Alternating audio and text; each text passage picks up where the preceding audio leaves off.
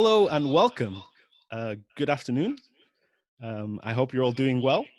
Good afternoon or good morning, depending on which part of the world you're signing in from. Because today we have just under 100 people joining us, and I see from many different parts of the world.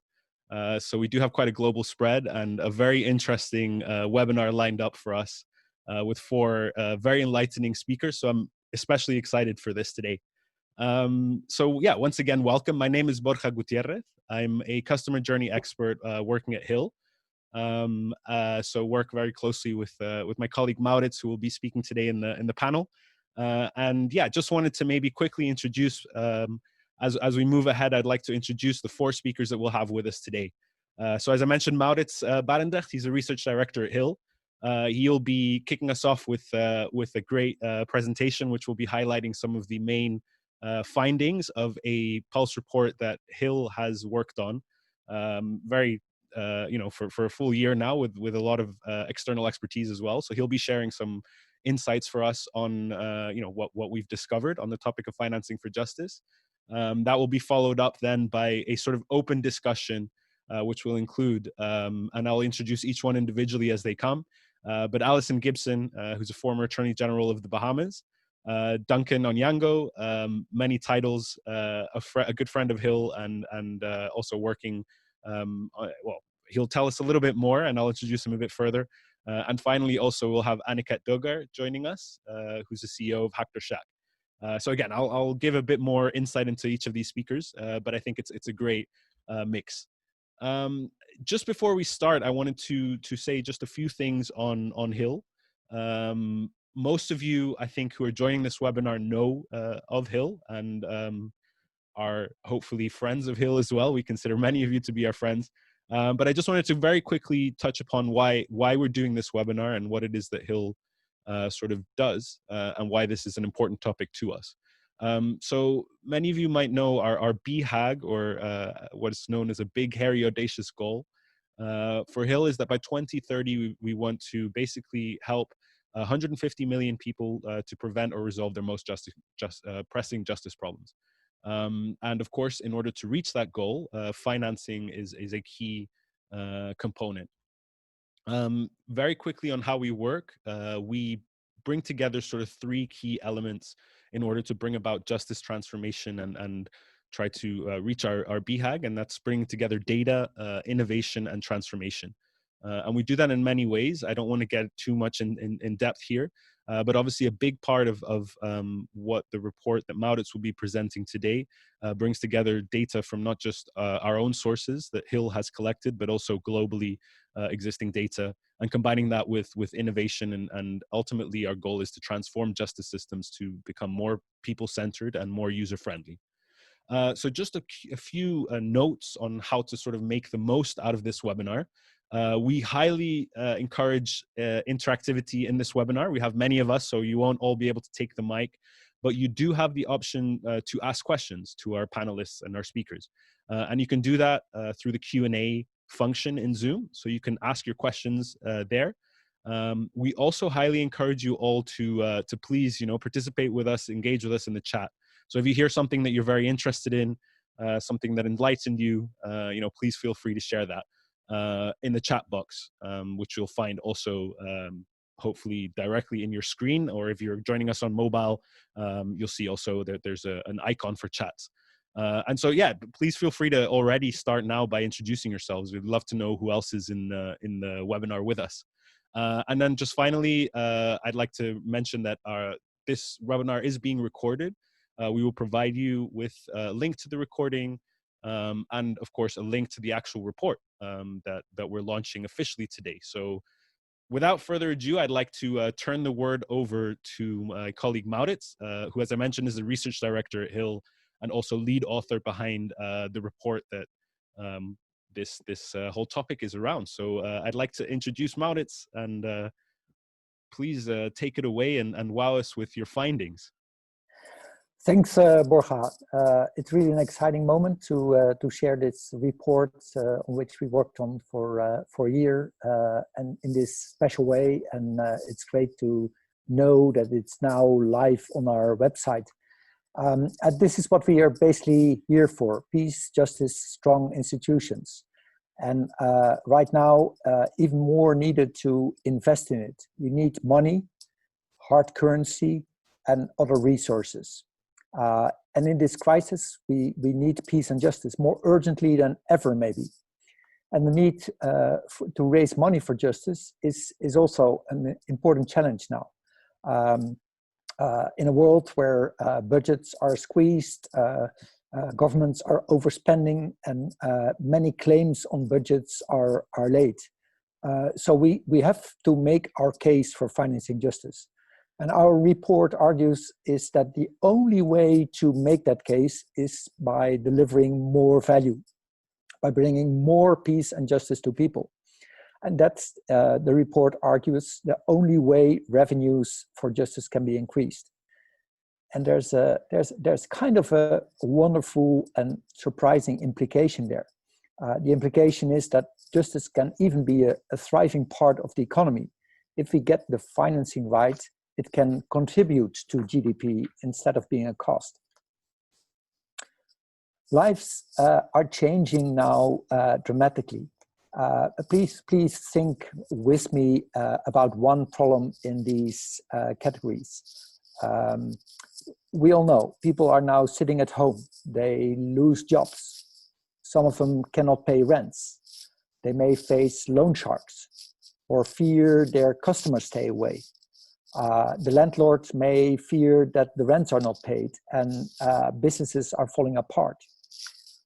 People have to deal with anger at home, leading perhaps to domestic violence, problems at work, and the police is patrolling outside and maybe not always in a friendly way. People need cash handouts promised by governments. They don't want money to go quickly to save big companies or pet government projects. So they need the rule of law more than ever now. We asked the question during our forum in February: what do you see when people-centered justice is done for one of these problems? And these are the interesting results that came up then. When we really think about people-centered justice, it's about peace, it's about relief, it's about an outcome. And think of where we are now. The demand for justice is enormous, and this kind of peace and justice is what the world needs. And also, peace and justice can easily be delivered with social distancing. There's no need to be closer than 2 meters to deliver justice. We are all in this together, and many people are now willing to cooperate, more than ever maybe. So that's where we are. Surveys many of you out there have been doing, and we're doing as well, tell a pretty clear story. People want solutions. They want help with reaching out to the other party. They want fairness. They want to be listened to, and an end to the conflict. Sometimes they want a little bit of retribution, but mostly they want peace of mind. So we sense a fundamental question coming up in the justice system. Why do we sell citizens judgments or legal information if that is not what people ask for? This is even more clear now. People are probably not in the mood for blaming, for scapegoating, for claiming, and putting more people in prisons. They all feel the need for people-centered justice, agreeing in difficult times, getting on with their lives. So people want outcomes, and let us focus on these outcomes. Let us look at other stakeholders than the citizens. When we ask in our qualitative research, we ask local judges, we ask legal aid lawyers, paralegals, social workers, mediators, justices of the peace, what really motivates them and what they want to contribute. Most of these people want to help people solve their problems. They're not that interested in delivering legal rules and case law.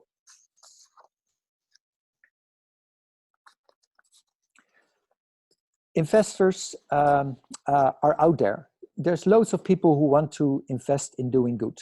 Rich people and governments, especially in this time, They hate inequality, poverty, and social unrest. But social impact investors are very clear and precise. They are financial people. They want to invest in services that provide clear outcomes, which are standardized, scalable, and some of them dream of exponential growth. Our report has a chapter on willingness to pay by people and what they actually pay.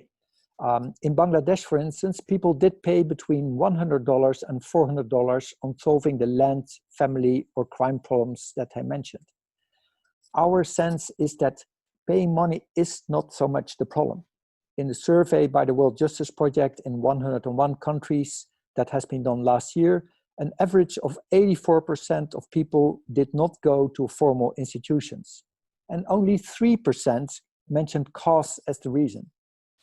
Costs are not the reason that people don't go to justice. Last year was an important year. It had landmark reports by the Task Force on Justice. There was a Hague Declaration, and the OECD and the elders all gave us the same message. They all say, focus on outcomes for people, not on institutions. Design better services, monitor the outcomes. That was the key message. So this is where it all comes together. This is the main theme of our report. Well-defined, fair outcomes. People want them and need them. They motivate justice workers. They bring in investors. They bring in revenues, and they can deliver access to justice. But of course, you want to know more precisely how the money will come in. Let me tell you a bit more about what's in the report. This is where the money currently is and where the outcomes are. We spend on courts, prisons, prosecution, and legal aids. We hope that lawyers will do something for their fees. And there's a lot of reliance on self-help. And if you look overall to justice problems in the world, not many countries are succeeding in solving more than 45% of the justice problems. 55% is unresolved and not on track towards solution. We need to do something different. We cannot do a bit more of this. We need to do things really different.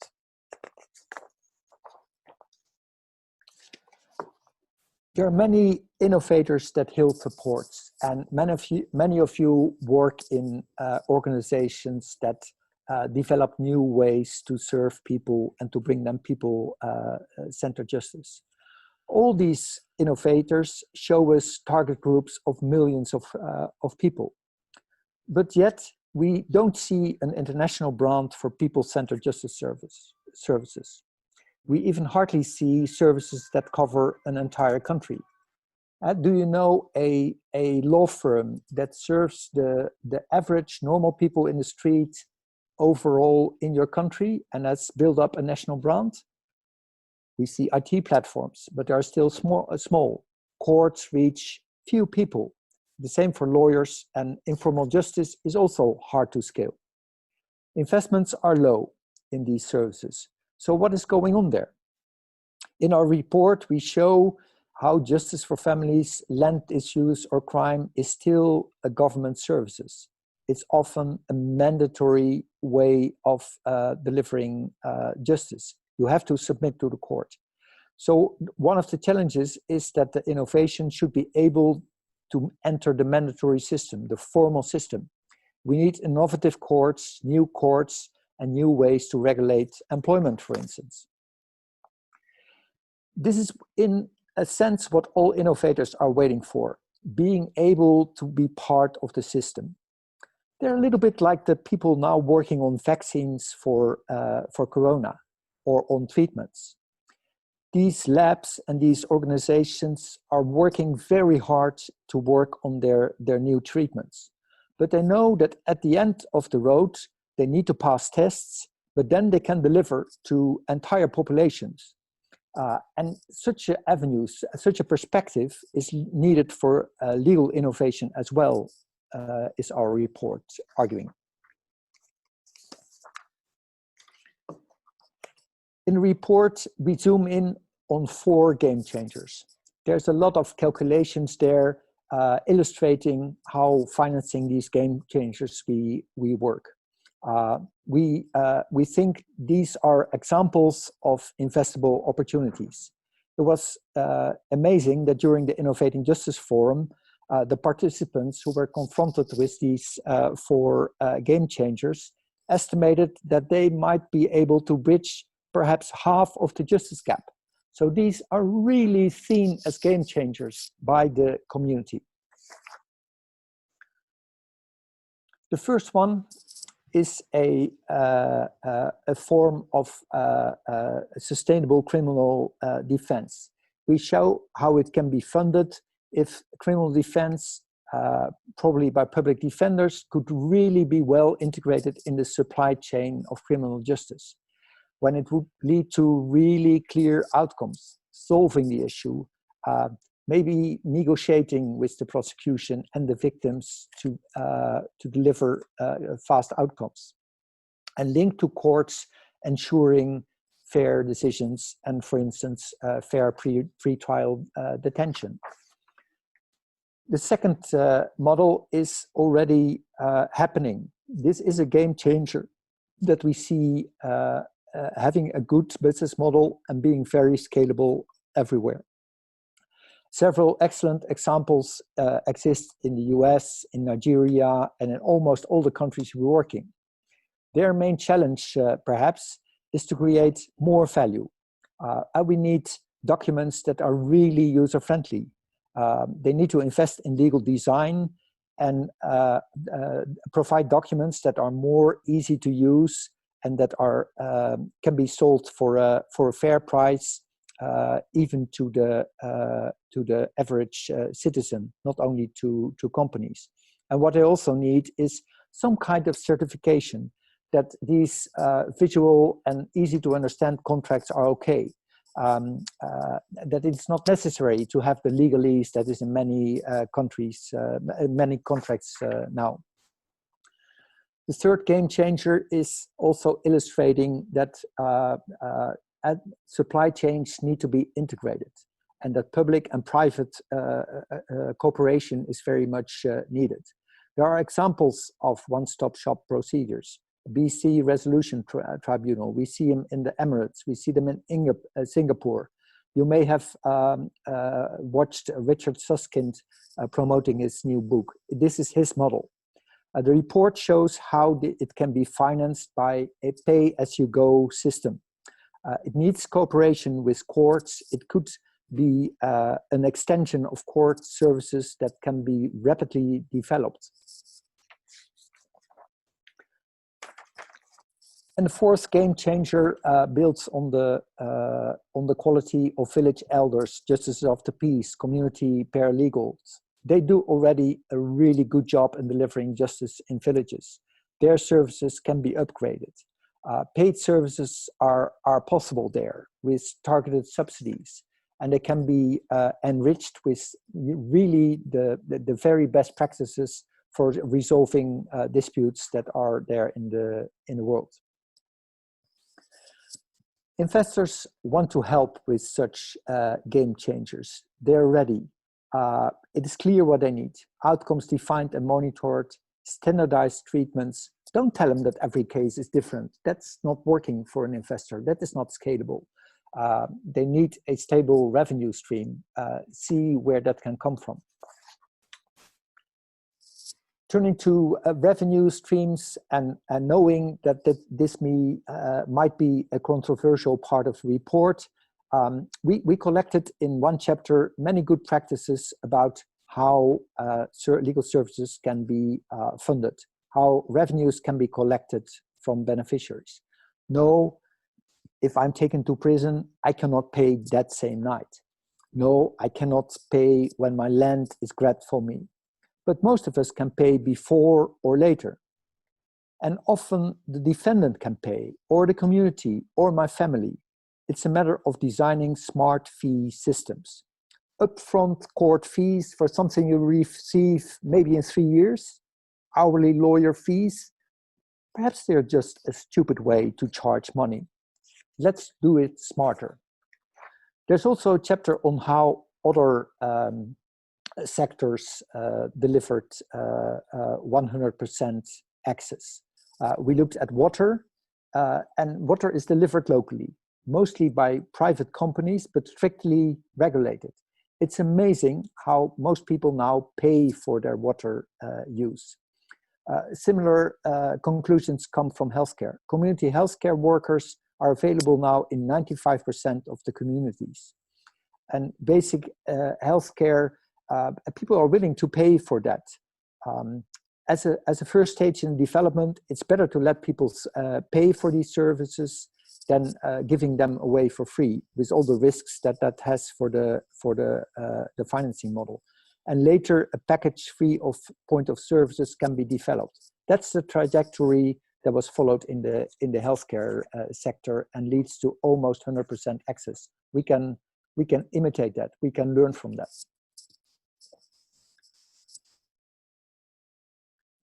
Basically, we also face a political challenge. If there's innovation, it will inevitably replace current services. Although we have shown in a report that often there are combinations of existing services, reinventing them, slightly changing the roles. And we should safeguard core funding for courts and lawyers, the basic providers of rule of law as we know it. But we should also develop a path to growth for all. And that path to growth for all, we find that in 7 steps. The political opportunity needs to be taken in that way. The first step is setting an inspiring goal. That worked in the healthcare sector and water. Don't try to use it bit by bit, but vitally so, we go for equal access to justice for all.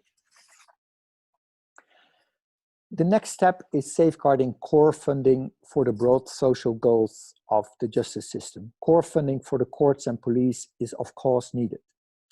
But then let the beneficiaries pay, beginning with businesses and other big users of justice. Then for what is already a good service to individuals. And quickly designing and implementing smart fee systems for services that are delivering the outcomes that people really need.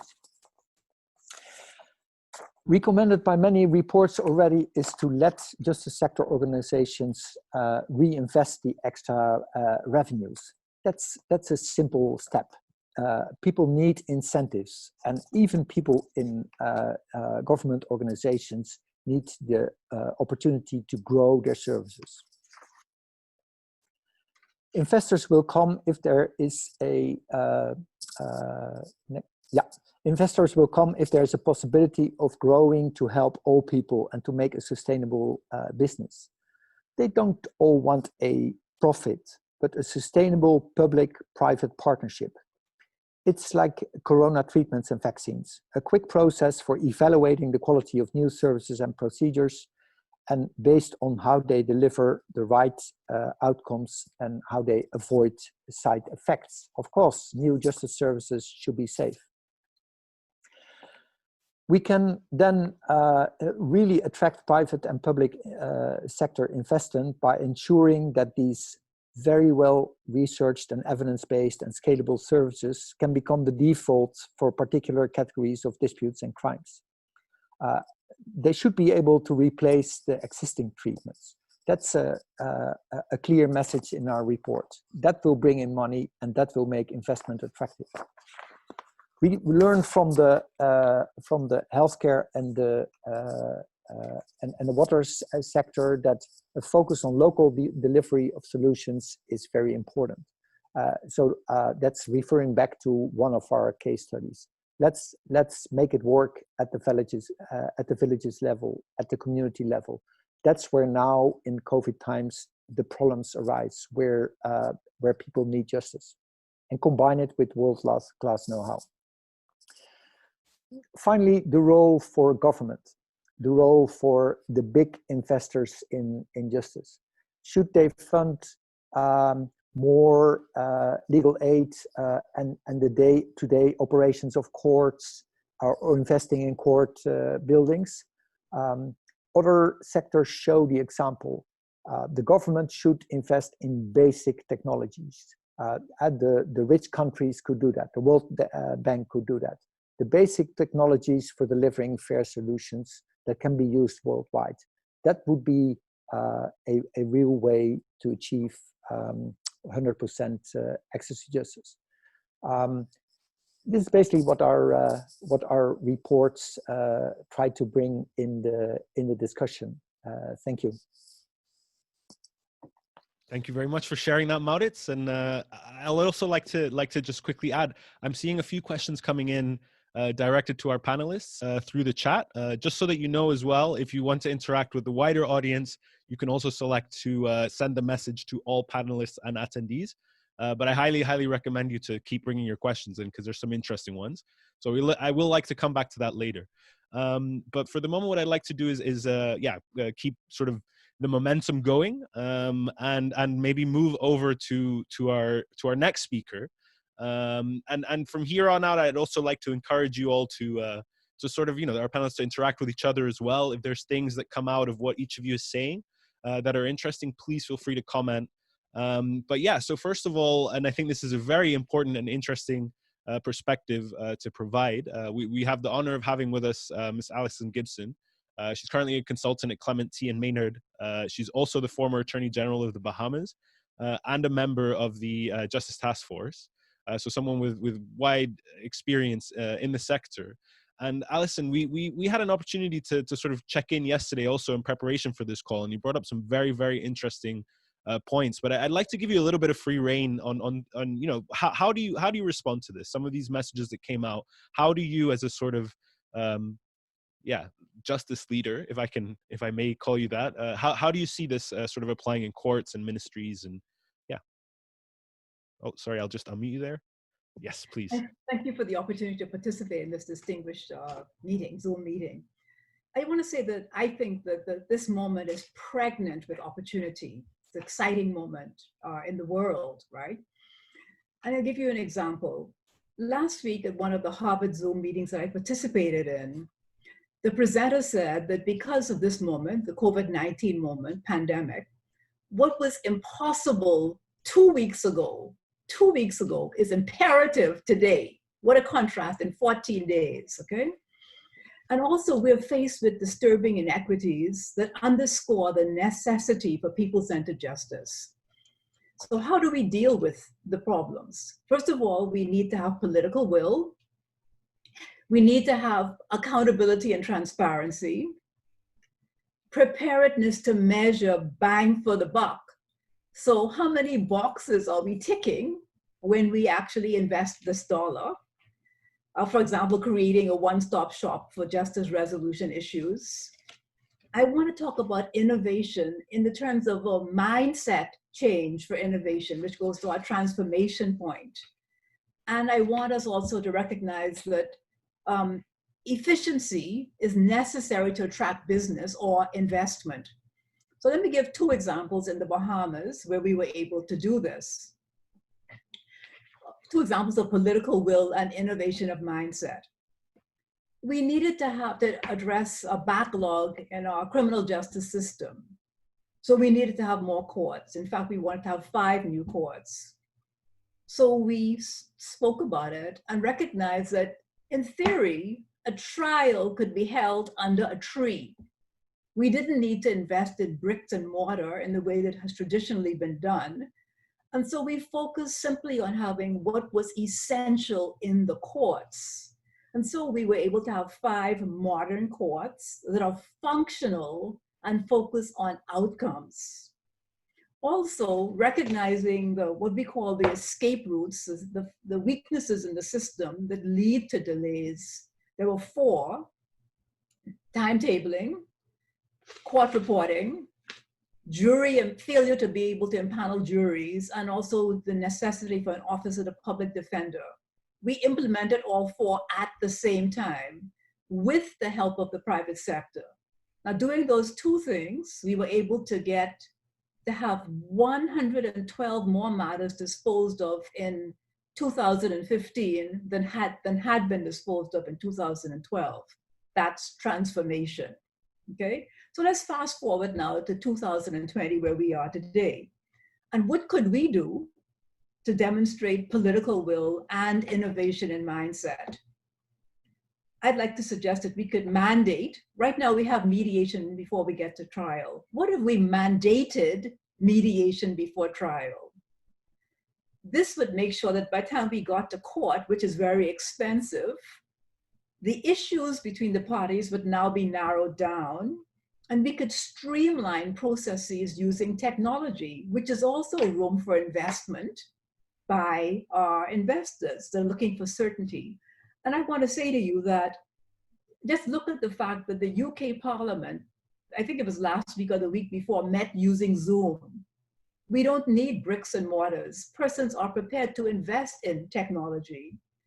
And if we had more hands-on by the judges, so adherence to strict case management, we could also promote efficiency rather than wasting expensive court time. And so we would allow witnesses only in relation to pertinent matters between the parties, no extraneous matters. And then I would finally suggest that we bring together everybody as a one-stop shop who might be subsequently involved in, for example, sentencing. So social services, restorative justice, rehabilitation, they could all be a part of the process. This now brings into play technologies like Aniket's Hack-Shak. Imagine if we transpose that to courts. And if we were prepared now to measure our outcomes, produce data in relation to our outcomes, as we have been doing in the Bahamas, we would then be able to produce to people like Duncan the data that would justify his investment and that the changes, the transformation was in fact sustainable. So I think that this is absolutely doable. I think that we just need, it's not so small, the political will, not so small, but the problem is not people, is rather lawyers and judges, not all, but some who are the stakeholders in the justice system and heavily invested in status quo and continue to do things the same way. This is what Richard Susskind has been speaking about. And also to refocus on outcomes that have people as a focus, and being practical, recognizing that, hey, if we're going to really have this happen and be sustainable, we do have to justify to our investors that what we're doing is producing a sustainable outcome and getting them bang for the buck. So the investors are the people of the country, or the people of the world, really, in a globalized world, and also the hardcore Duncan type investors. Duncan, I hate to be using your name so many times, but the Duncan type investors. So that's my short response, and I'd be happy to answer questions to give more examples of how this has happened and how it is possible. Excellent. Thank you for sharing, Allyson. Some very interesting points that you raised, and I think I think you also make a perfect bridge towards the work of Duncan and Aniket. So definitely, I have some follow-up questions, and I see some more questions coming in. So yeah, I definitely like to ask you to kind of hang in there with us, and we'll come back to you in a moment to ask you some follow-up questions. But thank you for sharing some of these examples, which are very enlightening. One of the questions in which that I see coming in, which is a great question. Obviously, we're talking about financing for justice, and we're being asked, did we actually check with investors if they would invest? Were they included in this research? The short answer is yes, they were included in this research, and under the right conditions, they will invest. But I think this is a perfect bridge over to our friend Duncan, who as a sort of board chair, and actually this goes very well with what Maurits was explaining before.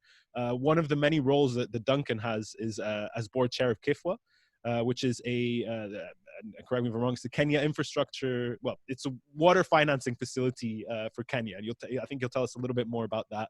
He's also a team leader and investment lead at SWED, which works on sustainable urban development. He's also worked at Acumen. So he has quite a bit of experience, I think, in a number of different sectors relating to sort of impact. And Duncan, we had an opportunity to speak about 2 weeks ago in preparation a little bit for this and talking about funding. And you also had some very, very interesting thoughts.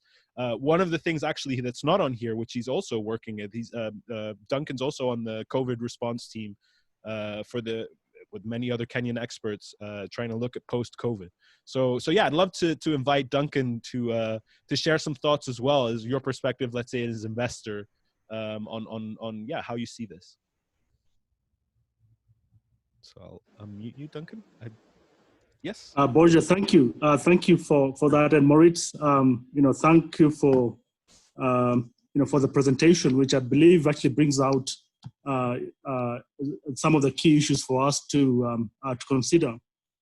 I saw the question about whether or not we involved investors. And I hope you don't mind, Borja, but I actually want to just describe myself as an investor, whether it's in water, it's in urban development, it's in impact investing, and some, and I've also doubled in terms of my own personal investments for quite a while now.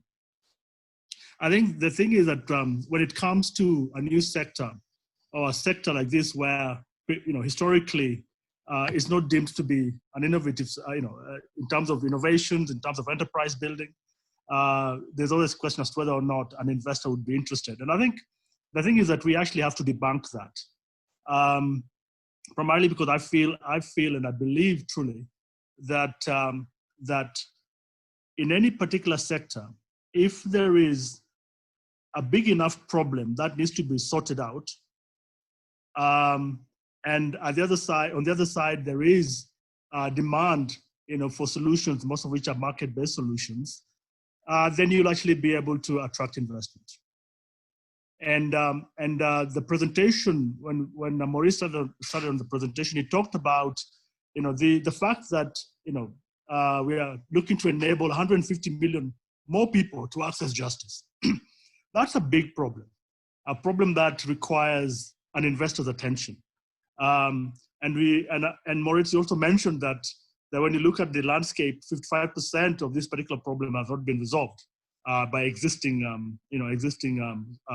innovators and existing solutions. So we already see that there is a lot on the table to be able to determine as to whether or not, as an investor, I would actually be interested. So the issue here is how do we then look at justice? When you talk about access to justice, what does that actually mean? And for me, I always break it down to the simplest thing. And I look at justice as, and I think we've shared this before, that access to justice is access to essential service, is access to basic essential service. The same way that access to water is access to essential service. The same way that access to health, access to energy, access to education, affordable housing, those are all essential services which, historically we've been able to, to monetize the innovations that come out of them. But, within all those sectors, we're finding that, there's a problem. If you talk about energy, you're looking at, in these parts of the world, that, up to about 60-70% of the people don't actually have access to, affordable, clean energy. So how do we enable that? And so I view justice in the same light and say that, if it's a basic service, then the question is, within it, are we seeing the innovations, the creativity, the entrepreneurial spirit that actually is needed to be able to come up with market solutions that others can actually then buy? And I've been exposed enough, with the activities, the work of HiIL to be able to say, yeah, that the answer to that is yes. I've seen innovations. I've seen early stage ideas, concepts that are coming out that actually speak to to what would actually attract an investor. Hakshadak is one of those. And also when you take that and you actually play it with the current situation where we're talking about the current pandemic, and then you're beginning to see actually there is here for me a real opportunity, because suddenly the types of enterprises and types of innovations that would speak to the current times actually does speak very well to the justice sector. If you look at anything that is still is based anything to do with technology, would actually work very well. I was looking at how other sectors are actually innovating to be able to respond to the demands of the current situation. I'm thinking, okay, well, there's something there for us. For example, telemedicine or telehealth suddenly has become the end thing. People want that. When you talk about energy, anything to do with smart metering would actually be interesting. In financial services, I was reading an article about the advent and suddenly robo-advisory in terms of financial advisory, transaction advisory, which is all based and delivered through technology, is suddenly becoming the sort of vehicles that would actually attract investment, but also attract custom. And so when we see platforms on the justice sector that talks about delivery of contracts, certification, talking about delivery of essential documents, support, whether it's financial services, to support energy, to support health, then you can begin to see that there is here an opportunity which is massive, which is global, and which actually has a market that is ready-made for it. So as an investor, I believe that we are at the beginnings of something that is really huge, and that this is also very scalable. You talked earlier about being able to invest in scalable services with clear outcomes. That's just one aspect of it. One thing that came out shining to me when I interacted with some of your innovators is the character of those innovators. As an impact investor, or also as a venture investor, I'm actually quite intrigued, because character is a huge equity for an investor, and of course that actually comes out.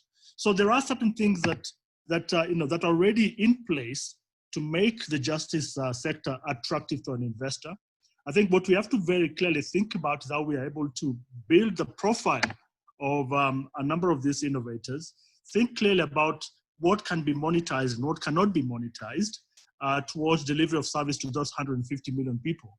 And also recognize that to be successful as an entrepreneur, it's not just capital that you need. There is knowledge that is required. There's networks that you need to actually be able to tap into. And currently, I think, as an organization and as a growing sector, there is that knowledge base and the bank that's there. There is the networks, and this is just an example. If 100 people can actually dial into this particular conversation, just tells you the level of interest out there. So we need to clearly define what we mean by justice, so that a lot of people understand it. We need to make sure we make the link between that to the services, essential services, and then of that to the innovators providing market solutions.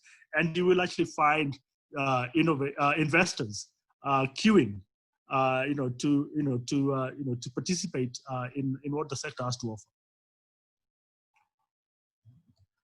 Excellent. Thank you so much for sharing, Duncan. Maybe Borja, let me just give you, maybe I can just share an example. A few years back when I just took over the role at Acumen in East Africa, it was at the advent of solar, and at that time, there are not that many people interested in investing in solar energy, especially when they're talking about home solar systems. And I remember the very first investment that was brought to me was at the time an innovation which was basically a couple of bulbs and solar panel and a charging station, and not a lot of us knew what to do with this, and we did not see any innovation in it, and we thought, well, what is this trying to do? And I remember, having discussion with my investment committee, and actually, and being very clear that, look, we know that there's a problem. Energy access, 75% of Kenyans don't have access to clean energy. So there's a problem there. We also know that the entrepreneurs that were proposing that innovation had been involved in the delivery of mobile money, and so they were able to execute and deliver, and scale that delivery. And so, if you put two and two together, it then became a very compelling proposition that if we back these guys, then this thing is actually able to work. And if it works, it's going to solve a big problem.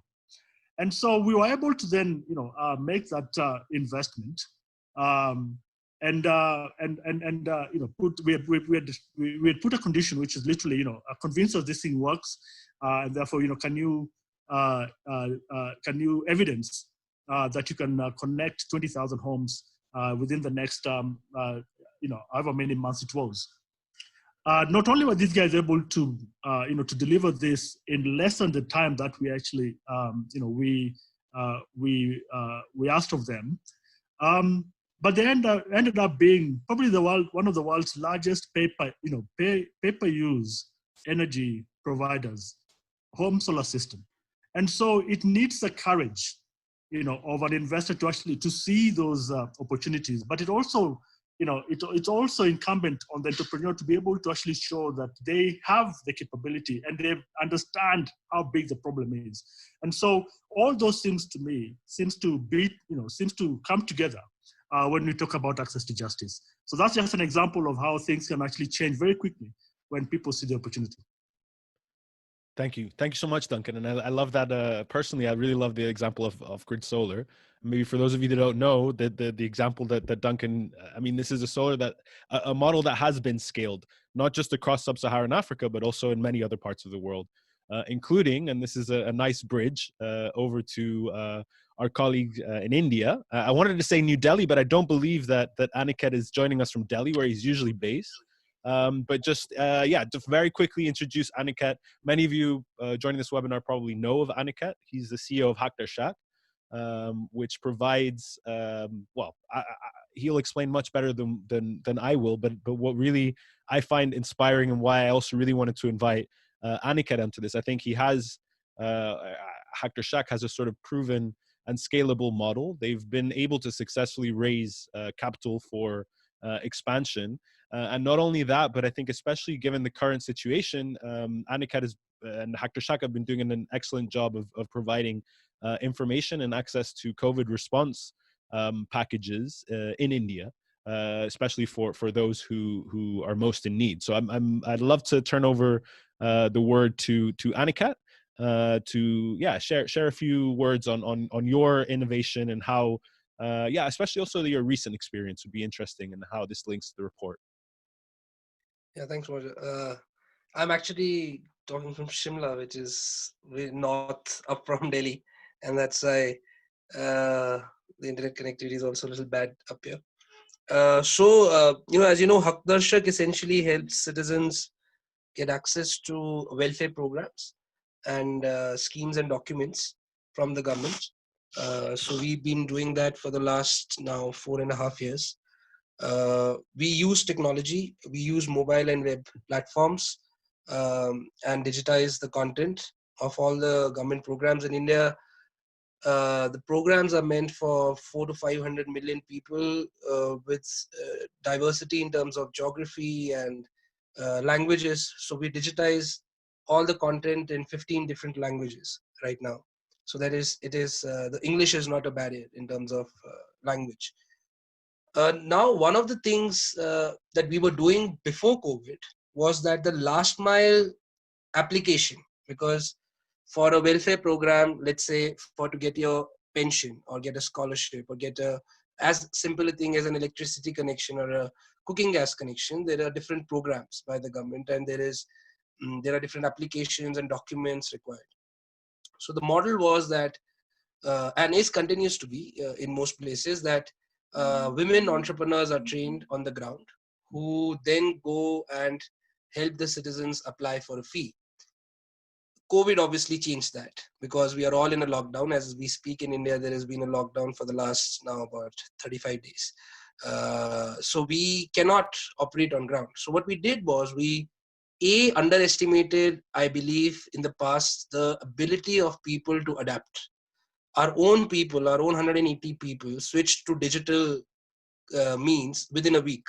So we had our ground coordinators, our women agents who have been traditionally not used to things like Zoom, shifted and kind of have been active on Zoom, have been active on Slack, have been active on email, have started using video, have started using WhatsApp. that enabled us to mobilize the entire organization into creating a, a, a citizen-focused application. So we have created now a citizen-based Android app, which helps the citizens to get access to all the information on government programs. We've also set up a helpline, which again supports 11 languages. So again, the bridging the gap in terms of what was earlier talked about in terms of getting justice to the citizen, getting the information to the citizen is very, very important. And I think like for everybody else, even the citizens are adapting to the situation. So earlier, people who didn't used to respond on SMS, when you used to send mass SMS texts, are now responding back, are calling back on our helpline. We've also been able to apply for a lot of applications online. So the government systems have also opened up. Government has also responded, and this perhaps is the best time to innovate, the best time to work with the government, because the government is open to ideas. Lockdown, the current situation is not something where we have, an example. We don't have something to fall back on. So everybody is open to innovation. We are getting responses from those partners who earlier were not responding to our applications or were thinking that, our model is too resource heavy, and today opening up. So I think that way we are finding that if you have the team and if you can communicate in terms of realizing that working online, working from home perhaps is kind of the new normal. At least that's what you're realizing here in India, is going to be a large part of the new normal for the near future. The quicker you realize that, I'm realizing that, you can work at scale with government. And like you mentioned, we've also been able to raise some capital in the current scenario to scale up the citizen app, to scale up the helpline. And also ensure that our agents are now working as online agents. So we've kept the women agents. It's just that rather than working offline and going door to door, they are now taking up calls, now using their mobile phones on WhatsApp and through the app and helping people apply for schemes. They're using actually Twitter to tag chief ministers and public servants to kind of get their applications done. Using Twitter and other means. So that's been very... Aniket, may I ask you a question? How does this influence your financial model? Is this becoming more easy? Can you reflect a little bit on your financial model? So we typically charge the citizens in terms of a small fee, which our agents earn. That has taken a big hit. So at that level, I think today we are realizing citizens can't really pay any fee, or if they can pay a fee, that's nominal, given the current situation, because a lot of our support right now is on food, basic amenities in terms of workers. So the earning of our entrepreneur has definitely taken a hit, but we have actually realized that we have got open to a lot of applications, a lot of grants, a lot of contracts, which earlier we weren't. So we are talking to large international philanthropies. We are talking to companies who earlier were not looking at the social security for their workers, are now coming up and saying, we want to work with you. Banks are coming up and saying that, without social security for people in the community, we cannot push financial products. So this is the right time to invest there. So we are able to pass on a lot of that income to our agents, but definitely going forward, I think being able to charge the citizen directly is going to be a challenge in the business model. We'll have to rely a lot more on our partners to pay for the service, but there has been actually a increased interest from a lot of corporate partners to work with us. But so just to clarify then, because I don't know if that came out, a lot of your income in recent times has come through basically others paying for the citizens, right? Their employers or other people. So to give you an example, like Uber, we work with Uber. So even in the current scenario, the drivers are out of work. So Uber pays for us to get health insurance, life insurance, basic documents for the drivers who are usually migrants from rural parts of the country, coming to places like Bombay and Delhi to work. So right now Uber isn't working because of the lockdown. So we are helping them get cash transfers from the government to the tune of about $100 a month, somewhere $50 a month, which the government is putting in. Uber is coming up with its own fund for drivers. So right now, actually the work has doubled up with them. So these are the kind of corporate partners that we are working with to get their workers. And is that a sustainable business model? Is that something you can repeat and scale? So I think with the scale in India, definitely. I think what this pandemic has also made people realize is that I think there has to be work on removing the inequality in the society, because a lot of what is happening today is because of the large access in not having access of basic health facilities, and a fear. Like in India, the biggest fear in Bombay is not that you will get the virus. The biggest fear is that your house help will get virus. So the house help, because everybody in India has 3 to 4 house helps in the middle class and upper middle income families.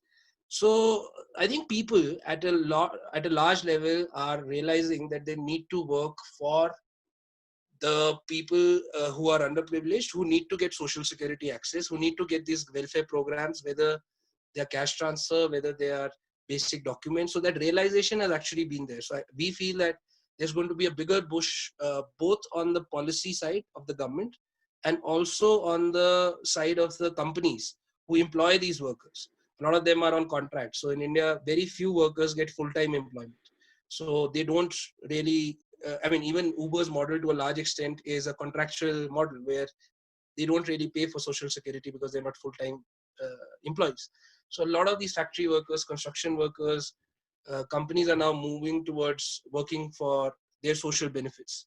So we definitely see that this is going to be a huge opportunity in terms of equality of work and work opportunities for a lot of these workers. Annika, sorry, Allyson. I was going to ask whether what could it be translated to investors recognizing the importance of a rising tide, bringing up all boats, so that actually at the end of the day, the entire economy is stronger and more sustainable. Yeah, absolutely. I think that a lot of investors, if you see at least from the Indian context, I can tell you that a lot of investors have started funds specific for COVID, where they're realizing that it's your local health worker and local, neighborhood shop that is that's helping you right now. It's not the drone-based service models which are really helping, at least not in India. So there can be millions of dollars invested in those technologies, which might be the future. But there needs to be basic investment for frontline workers, which could be your security people, the house help, the health worker, the neighborhood shop. What are the services you're giving them? So I think a lot of investors here are at least coming up with funds now focused on that group, which and also helping them adopt technology. So I think one clear realization by a lot of non-profits and organizations, even in this sector, both social enterprises and non-profits, is that they have to look at technology and digitization. So I think a lot of investors are willing to now invest as either grants or in equity investments, debt, in helping these large organizations adapt technology. Schools are a perfect example, like education organizations. All schools have moved online overnight. And a lot of organizations or education-based organizations are today suffering, who have large footprints in, let's say, rural India, but haven't taken to a technology in that way. So I think a lot of investor support is needed there to help them get up to speed in terms of, because they have the user base. Thanks, Annika. Duncan, I think you had something to share with us. Yeah, mine was just to check. The thing is that Aniket, you probably might, you don't mind you being the poster boy for, let's say, access to justice innovations, the sort of companies that probably an early stage, an impact investor would actually look at. Do you find that a part of what you have to do is actually also is sensitize the investment world or the investor or maybe other types of financiers around the type of business that you are, maybe explaining, the model, but making that link with justice, access to justice, so that there is more and more of us being able to understand and appreciate that, there are, there's pipeline that is building up in this particular sector. So are you spending time, sensitizing, explaining, describing your model, and do you use what kind of narrative do you use when you're doing that? Is it straightforward sort of commercial conversation, or do you actually weave in discussions around access to justice? So I think we keep the core at access to justice and access to information, but we have changed the narrative. I mean, I think last 2 years where we've got a lot of response from investors is when we stopped talking about the people, the citizens we give a service as beneficiaries and started talking about them as customers. So that's, I think if we have to raise investment, that's a very, very important mindset shift that has to take place within the team. That it's a customer who, you can be a non-profit, you can be a social enterprise, you can be a pure for-profit, but if you're giving a service, then they are your customers. On the other hand, I do feel that even now you have an Acumen or an Omidyar, HiIL, who are the ones who are supporting and taking those risks in terms of investing at early stage and impact-based. Larger funds like the Sequoias and all still come out and say, oh, we'll give you a grant. We won't really invest in you because you are still a social enterprise, or you can apply for this. I mean, they won't really put in investment in impact organizations still. So I think it also has to do probably, I think the narrative that we are also using is the potential to scale, because a lot of investors who want to put in serious money in justice need to see considerable scale. It's very difficult, or the potential to scale. If that doesn't happen, then it is very difficult in our space, because our volumes in terms of our cost per unit and our margins are very little. I mean, the whole point of delivering access to justice is that we do it at a very, very cheap price point. So there, if we don't deliver it on scale, then it becomes a challenge in terms of margins and convincing mainstream investors to come in and invest. Why that very low price point? I don't get it. If you give people a lifeline to a cash handout, that why does that have a low price? I don't get it. You're right. I don't have a honestly answer. It's just that if you pitch in a high price, it's very difficult to kind of get that conversation. I mean, you don't even get that first answer, to be very honest. If you start pitching in, I mean, anything transparently with your cost plus, let's say, some marginal percent is something fine with partners and funders, corporate funders. But if you start pitching in good margins, which are, like you said, market margins, then it's very difficult because they put you in a bracket. Like, if you're giving access to justice, how can you make a margin? So it's very difficult to push that narrative as an entrepreneur to say this margin will help me grow. This will make me sustainable, or this will make me less dependent on other funds. I can actually take more risks. I can innovate more. But I think at least in my experience, it's a very difficult conversation once you start talking about margins and price. And it's difficult because of your donors don't like it, or where is it difficult? Because you talk that language. Yeah, the donors probably don't like it. The partners probably would pay a premium for. I mean, to give you an example, we push government health insurance. So if the same price a private health insurance company comes in, there is a tendency to pay higher. But just because it's a government health insurance, so for the same effort, for the same service, you won't be paid the same price. So I think it's more of a mindset rather than the narrative. I mean, we've been able to negotiate good prices after the first contract because we deliver on time, our service is of quality. So most of the times what happens is we end up getting better prices in year 2, year 3. But when we first get into a contract, it's literally like an option on the table is take it or leave it. So I think it's tough that way. Excellent. Also, being mindful of the time, we have somewhat gone over our time limit, and I think this conversation could go on for a long time. There are many other questions, but I would like to invite maybe each one of you. And actually, it's coming up, but this is a question that I wanted to sort of end with.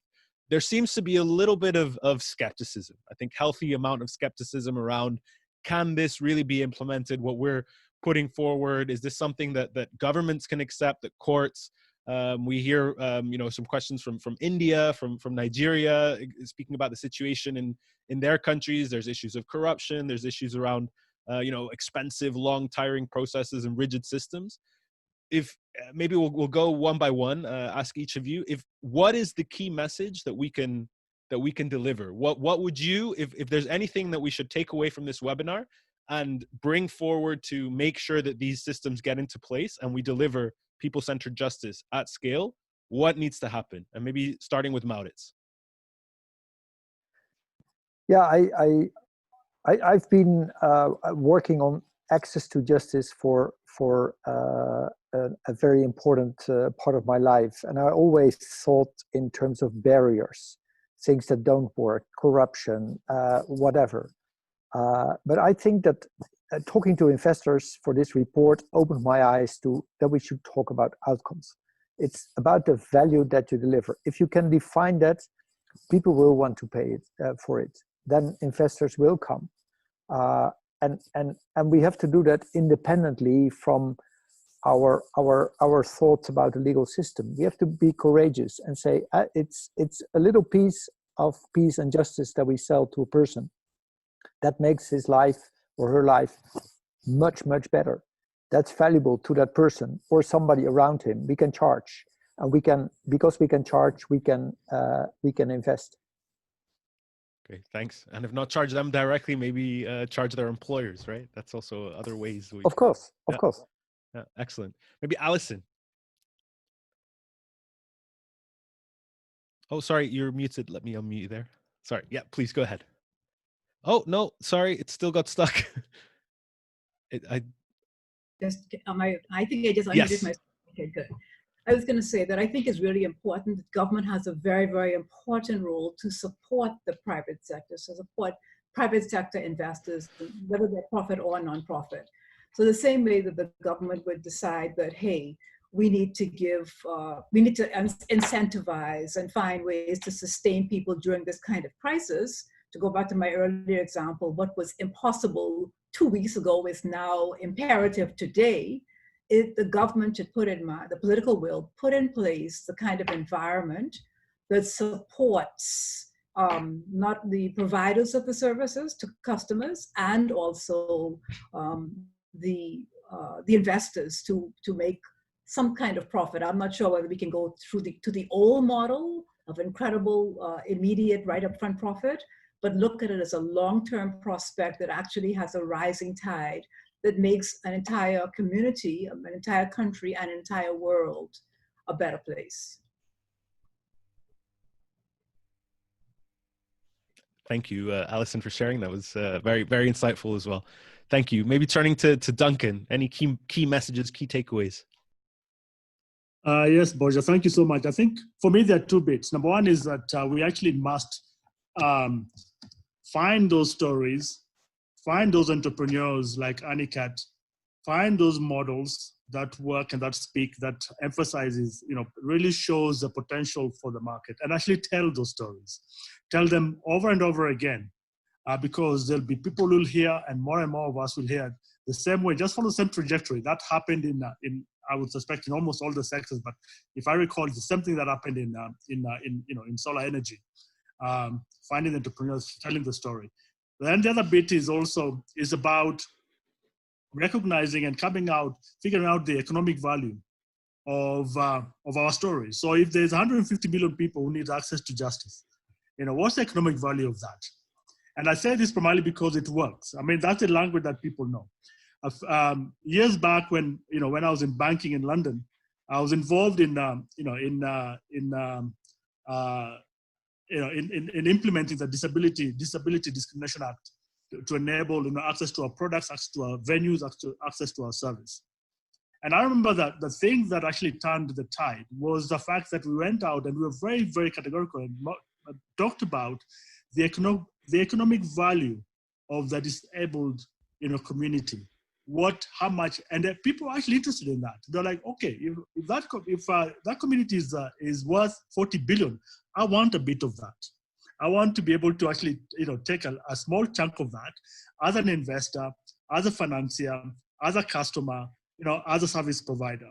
So we need to actually be able to very clearly define that, so that those that we're actually looking for in terms of the support, investors, funders, of what would actually then begin to actually interact with us. Excellent. Thank you so much, Duncan. Aniket, for final closing words from your end. I think it's pretty much like all the points were mentioned which I wanted to say, but I would just say that as an entrepreneur, I would just like to believe in like a situation where an innovation is an innovation. A lot of times, I don't think people who are working in the justice sector get the same kind of recognition that somebody else gets because they've innovated. I mean, if I were running an e-commerce company and say that I had 300,000 customers, the kind of investor or the kind of communication support that that company would get compared to a justice organization saying that I worked with X amount of hundreds of thousands of people is not the same. Also because there are more poor in the world than they're privileged people. So it's just there's more volume there. So I just feel like I think we need to communicate and need to create a space where innovation is treated as an innovation and just not because it's for justice, it's treated in I would say slightly in a way which, was mentioned earlier, like, we don't get this right price, we don't get sometimes the right access, which probably working with the same number or sometimes lesser number of customers in some other fields, innovators do get. So I think that's where we need more ecosystem support to present these innovations as innovations in the market. Excellent. Thank you so much for sharing. Like I said, I hate to cut this conversation off because it is very interesting, and I feel we could speak for much longer on this. And there's many unexplored topics. Perhaps a follow-up webinar is in order, something maybe to be discussed. But definitely one thing I really want to leave with you, and you'll be receiving, all of you, by email, is a link to the report, so you can go more into depth also on sort of the research and findings that are behind that. So I'll share that with you all after this webinar.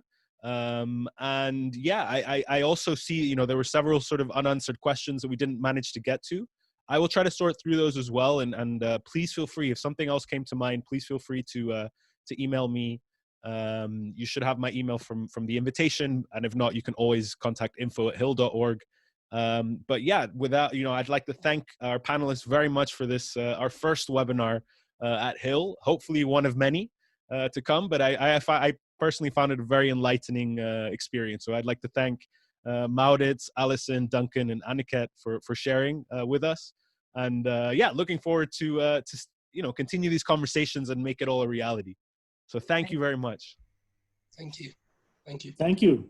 And I really enjoyed my time. Thank you so much for inviting me. Thank you. Thanks.